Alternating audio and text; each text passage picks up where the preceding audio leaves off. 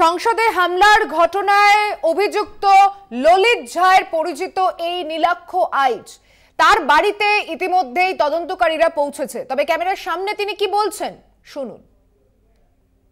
ললিত ঝা বলে যিনি রয়েছেন, এনার সাথে আমার পরিচয় হয় এপ্রিল মাস নাগাদ, এবং ওনার সাথে আমার পরিচয়টা হয় হচ্ছে একটা ইভেন্টে। আমি একটা ইভেন্টে গিয়েছিলাম সেন্ট্রাল অ্যাভিনিউয়ে, ভারত সভা হল, ইন্ডিয়ান অ্যাসোসিয়েশন হলে। সেখানে আমি ওনাকে দেখি, উনি মানে হেল্প আউট করছিলেন, ইভেন্টটা অর্গানাইজ করতে হেল্প আউট করছিলেন।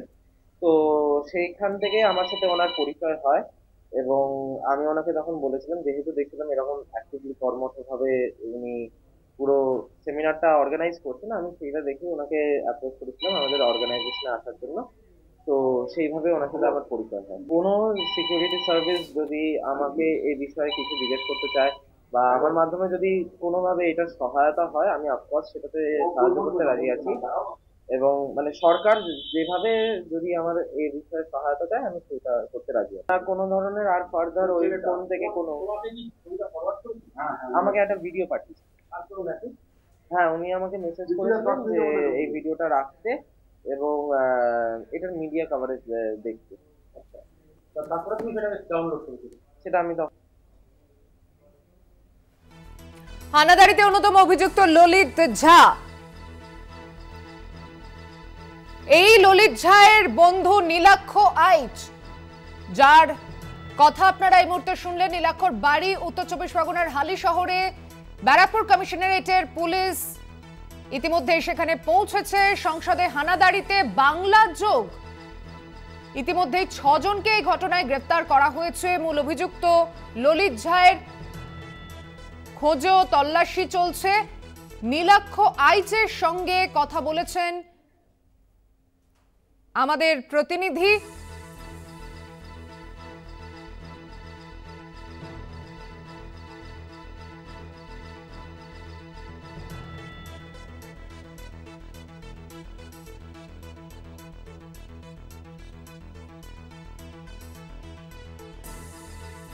নীলাক্ষর বাড়িতে পৌঁছেছে তদন্তকারীরা। হালি শহরে ব্যারাকপুর কমিশনারেটের পুলিশ সেখানে পৌঁছেছে।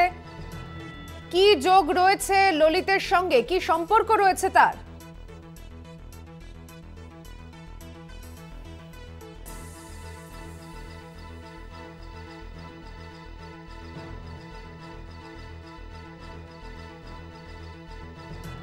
ললিত ঝা সংসদের হানাদারিতে